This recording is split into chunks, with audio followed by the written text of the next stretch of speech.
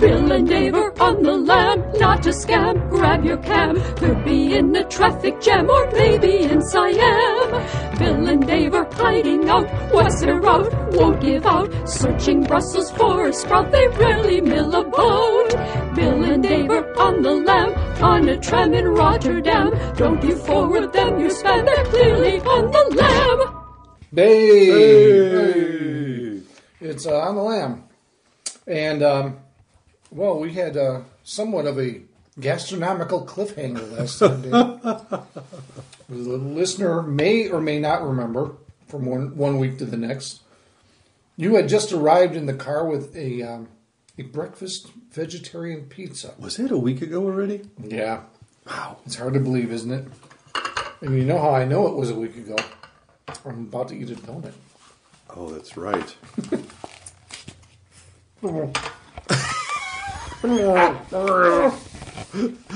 You okay over there with that donut? Yeah.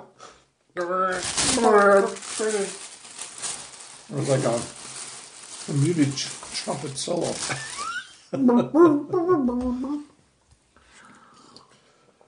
Oh, we're having delicious French press coffee. Organic beans. Whoa! This was fell on our heads. over. Sorry about that, listeners. Hope you're okay. Hope nobody got hurt. Yeah, get up off the floor. Dust yourself off. It's all right. We're all going to live. Speaking of dust yourself off, Wendy and I attempted to watch part of a movie, I can't remember what it was called, based on the life of Jerome Kern. Mm-hmm. But it had Frank Sinatra, Lena Horne, Judy Garland, and I can't remember who played Jerome Kern. I was going to say, did Frank Sinatra play Jerome Kern? No. Boy, I usually have a handle on those movies, but I'm not sure. It's in one of those public domain box sets that I had. Ah. And the transfer is beautiful on it. And I thought, and then after we watched it for a while, we didn't make it through the whole thing. It's like, oh, that's why the transfer was so good, because nobody could make it through this thing. The first 18 minutes after the credits was 18 minutes of Showboat. What? Yeah. Yeah. They're doing Showboat. Yeah.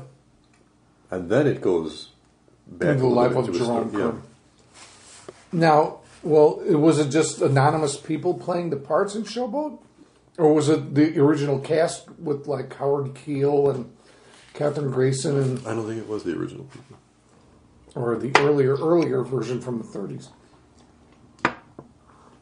But it was just... that's interesting. It was a little rough. It was rough going. Yeah, I didn't want to watch Showboat. I wanted to watch this show about Jerome Kern.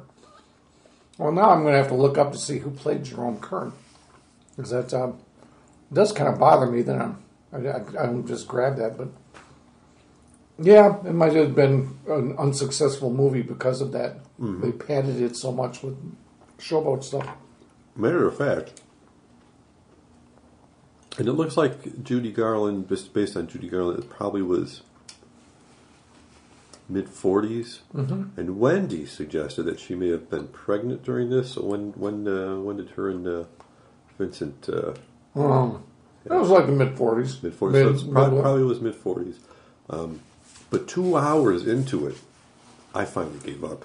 Wendy was asleep, I think, so it wasn't even done with 2 hours in. Wow. They may have wrapped it up shortly after that, but it just showed no signs of stopping at that point. Was Judy Garland was she in the cast of Showboat within the... No, she didn't come in through, probably until an hour later. She played somebody in the movie. I didn't really stick with me. So, pardon the smacking of the lips, listener. Got icing all over my fingers. So she wasn't playing herself. No, which I thought maybe she would have, but she played some other, critical character in the film. Did Frank Sinatra play himself? We didn't make it to the Frank Sinatra scene. Oh. That's why I was like, 2 hours and Frank hasn't been in here yet. Enough.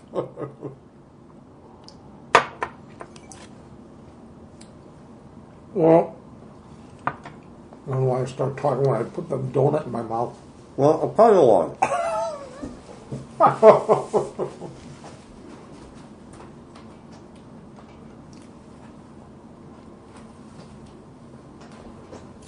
Pardon the pause, listener. Oh, yeah, people would have thought that the transmitter shut down if they were listening to a radio show. Mm-hmm. We'd be fined by the FCC. I would like to see the FCC find us. Yeah, there was no clothing malfunction. No. Just eating. Till the Clouds Roll By. Oh, okay. I have heard of that. 1946. Doris Day, isn't that right? Doris Dinah Shore. Dinah Shore. Dinah Shore. Not Doris Day, Dinah Shore. And I'm reading the little stuff here. It doesn't say who played Kern. I always liked the fact when I was a kid that Dinah Shore had a name that sounded like dinosaur. Oh, and that transpired into Dan's. Yeah, I think so. Dan's obsession with dinosaurs. Daver, I am taking this other donut. Yeah. If that's okay with you. So the movie had Judy Garland. Let's see if I can remember. Judy Garland, Frank Sinatra, Dinah Shore, Van Johnson, Sid Charisse, Lena Horne, June Allison, Tony Martin, Katherine Grayson, who you mentioned, right? Mm-hmm. Virginia O'Brien, Ray McDonald, Angela Lansbury, Gower Champion, and Lucille Bremer. Is Marge Champion in there too? It didn't say, but it might See, be. Gower Champion and Katherine Grayson were both in that Howard Keel version of Showboat. Oh. So I'm starting to wonder, just took scenes from the movie Showboat and stuck it in the other movie.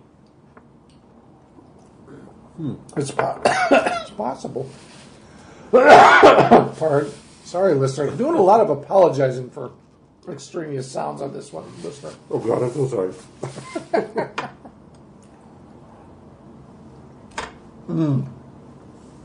Anyway, do we comment on that that vegetarian pizza? That was delicious. It was really something. It was. That eggs in it? Huh.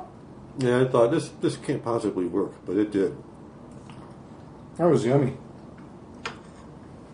I would have had another piece of it if I wasn't saving room for these donuts. And I know that was a week ago, but that's how filling it was. It took me a week to make room for the donuts. Listener, I hope you know the fun we're having playing with time and space. And it should be clear by now to you, listener,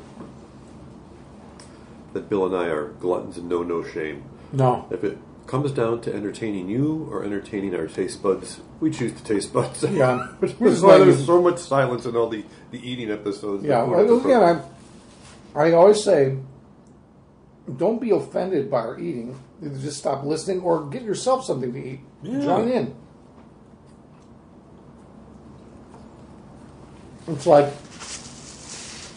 I haven't yet posted the piano bar episode yet. Oh, I love piano bars. They're so tasty. Or like pecan bars. There's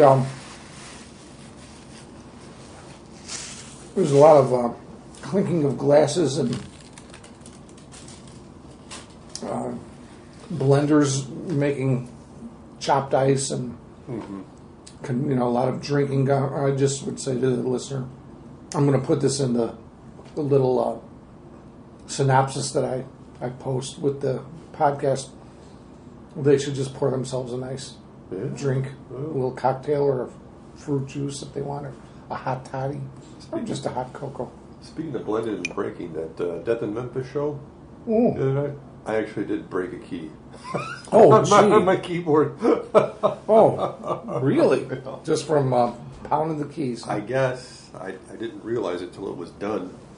I'm like, what is this? The key Is it just hanging in there. the middle, or It's C, 2 octaves above middle C. is it one you need? I could use other C's. I found a video on how to fix it right away, so it looks fairly easy. It wasn't my exact model, but it looks like they probably know about this phenomenon in the bar band world. This is a show Daver did with the group he plays keyboard for, Death in Memphis, which we've mentioned before on past podcasts. And Marge and I went out and we joined Wendy in watching the guys, and boy, it was a good show. You guys, you've said that band rocks, and they do. Yeah, and it's not necessarily. It's not me saying that we rock. It's just even if I wasn't there, I think they would. They have just a. I was thinking the other day because I'm usually somewhat focused, on my keyboards, and it is exciting to kind of glance. I'm usually on stage right, to glance to the left to see where Paul might be or Steve might be. It's like, where's Steve? Oh, he's up on the ceiling swinging around. It's I don't know if you like to climb up on the dais where the drum kit is. Oh yeah. And it was a fun show, a good set, good strong rock and roll set. Yeah, right. And your song. Now, may I see the title of your song? Why, do you know the name of it? Is it Fear? This Fear. Excellent song. Thank you, Bill. And I won't give away at what point in the show it occurs, but it is a great song. And Marge and I really, this is not, just buttering me up or anything. I thought it was the best song. Yeah. I'm making the fishing gesture right now. But thank you. No, it's good. It's perfect for that setting. Good, a nice rock and roll sound. Would you describe? This is something I'm a little weak on in terms of the various categories of rock. And Marge is currently substitute teaching in grade school for a music teacher, taking a maternity leave, and so she's been brushing up on the written stuff about rock and roll because she's got to teach a segment on rock, and she did a little presentation on Janis Joplin for the kids. But she said that she felt, and I didn't really think of you guys like this, but she said that it seemed to her that you guys were heavy metal. And I said, boy, I guess I just thought of you as just straight rock and roll. And how would you describe the guys in the band like to call it post-punk? Post-punk. Like, it came obviously after punk, so it's not as aggressive. And see, heavy metal I always associate with the sound they make with the guitars. It sounds like a motorcycle revving. Yeah, I would not. I would disagree. But I would not call it heavy metal. Heavy metal, to me, started with Black Sabbath, and the tradition was carried on with bands like Iron Maiden. One of the main differences between the Death in Memphis band and heavy metal, and why they call it post-punk, is because one of the, in my opinion, unfortunate things that came out of the punk and grunge movement was the absence of guitar solos. Mm-hmm. So if you notice, there's very few, if any, guitar solos. I guess not. In the Death in Memphis, there's little hooks and